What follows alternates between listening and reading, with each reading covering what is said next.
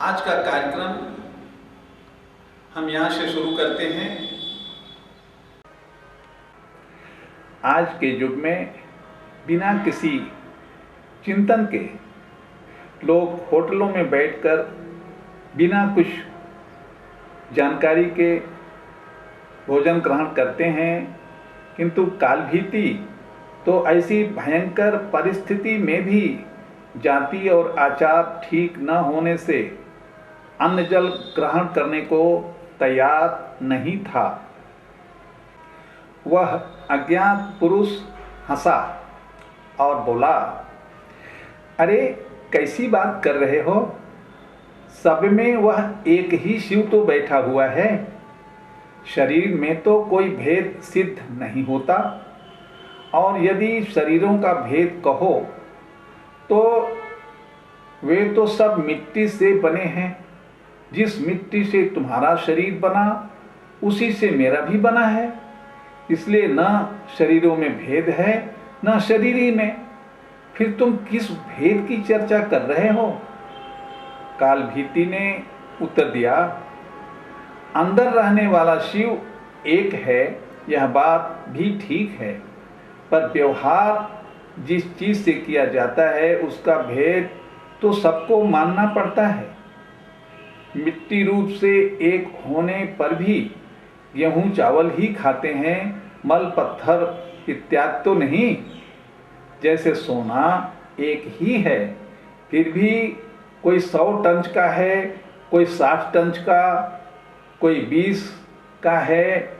इनमें 20 टन वाले को 100 टन का तो नहीं मान लेते। सोना सोना एक जैसा मानकर दोनों का एक भाव तो नहीं रखते।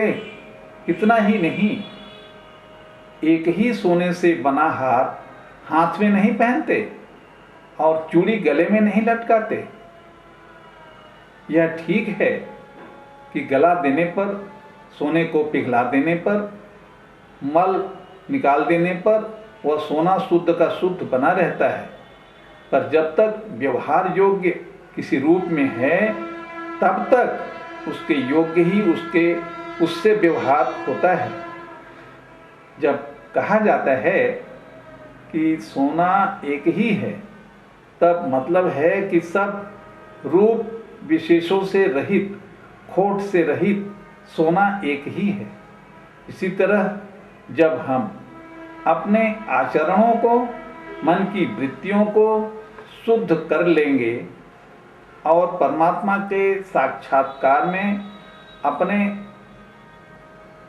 आवरण को भंग कर देंगे, तब केवल अखंड अभेद बच जाएगा। जिस शरीर व मन द्वारा साधना करनी है, यदि उसमें अशुचिता रहेगी तो वह ज्ञान कहाँ से हो पाएगा? उसकी इस बात को सुनकर उस अज्ञात व्यक्ति ने अपने पैर के अंगूठे से एक गड्ढा करना शुरू कर दिया। खोदते खोदते एक तालाब बना दिया। उसमें उसने घड़े का पानी उलट दिया, जिससे वह तालाब पूरा भर गया। तब उसने कहा, तालाब के पानी में तो कोई दोष नहीं है, इसे ग्रहण करिए। कालभीति ने कहा, यह तो कोई भूत प्रेत विद्या लगती है, इससे मैं प्रभावित होने वाला नहीं हूँ। उसकी इतनी निष्ठा देखकर वह पुरुष वहीं अंतर्धान हो गया। कालभीति चमक कर देखने लगा कि वह पुरुष कहाँ गया, तो देखता है वहाँ वट वृक्ष के नीचे एक महान शिवलिंग उपस्थित है। कालभीति सोचने लगा, अरे उसने कहा था कि मुझे मेरे माता पिता ज्ञात नहीं हैं, एकमात्र परमेश्वर ही है जिसका जन्म न होने से उसके माता पिता नहीं होते, और सभी विधि निषेधों से परे साक्षी रूप होने से वह सबके प्रति समभाव से रहता है। इसी से वह किसी आचार वाला भी नहीं है उसके मन में श्रद्धा हुई और उसने जाकर लिंग को प्रणाम किया। तभी पुष्प वृष्टि हुई और लिंग से उसके प्रति प्रशंसा के वचन निकले और शरीरी वाणी अर्थात आकाशवाणी ने बताया कि उस घड़े में सब तीर्थों का जल था, अतः उस तालाब में सभी तीर्थों का जल है। कालभीति की निष्ठा से प्रसन्न होकर उसे भगवान ने परम पद प्रदान किया। कालभीति महाकाल रूप गण बनकर भगवान शिव के नित्य अनुचर हो गया। शुचि का व्यवहार अर्थात शुद्धता का व्यवहार जब मनुष्य सब परिस्थितियों में करता है तभी स्थिति प्राप्त होती है। हम सभी काल से भय खाने वाले कालभीति ही हैं। किसी को कह भर दो तुम्हारा काल पूरा हो रहा है, सुनने के साथ ही आदमी कांपने लगता है। भय खाने पर भी उस काल को कालभीति की तरह हम लोग याद नहीं रखते। आजकल प्रायः लोग इन बातों को ध्यान में नहीं रखते। हम कई बार एक साधन बतलाते हैं कि जब घड़ी देखो तो याद करो जीवन का इतना समय कम हो गया। यह मत देखो कि 6 बज गए, यह देखो कि पिछली बार घड़ी देखी थी तब से इतने मिनट बीत गए, जीवन के इतने मिनट बीत गए, घट गए। पहले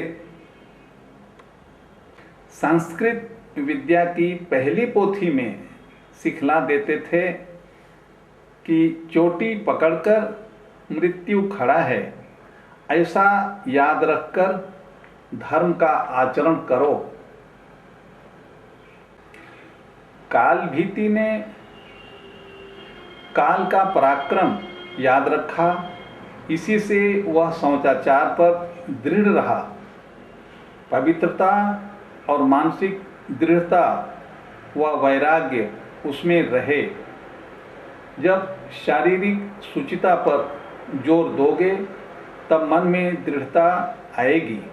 प्रायः शरीर की शुद्धि को मामूली चीज समझकर हम उपेक्षाशील हो जाते हैं। जब काम, क्रोध आदि बड़ी असुचिता हटाने की बात आती है तब कह देते हैं यह बहुत कठिन काम है। जैसे जो कहे पूड़ी मुझे हजम नहीं होती, खिचड़ी मुझे भाती नहीं, उसे पुष्टि के लिए क्या साधन बताए जाएं। ऐसा ही यह कहना है काम क्रोध पर विजय मैं कर नहीं पाता और सामान्य शौचाचार का फायदा कुछ नहीं है। कालभीति ने ऐसा नहीं किया। जब मनुष्य इस प्रकार शुचिता का दृढ़ता से व्यवहार करता है, पवित्रता का पूरा ख्याल रखता है, तभी बाकी साधन पुष्ट होते हैं। यह आत्मज्ञान अथवा परमात्म ज्ञान होना असंभव नहीं है, बहुत ही सरल मार्ग है। केवल अज्ञान को छोड़ना पड़ता है, अज्ञान जनित कर्मों से बचना पड़ता है और गीता में कहे हुए ज्ञान प्राप्ति के 20 साधनों को अपने जीवन में उतारना पड़ता है। बस बात इतनी सी है। आज के इस शुभ अवसर पर हम दूर दूर से आए हुए भक्तों का, शिष्यों का स्वागत करते हैं और आध्यात्मिक प्रगति के लिए, आपके पूरे परिवार के कल्याण के लिए हम कामना करते हैं। हरिओम तत्सत। अब यह कार्यक्रम आज का यहीं पर शेष होता है। हरिओम तत्सत।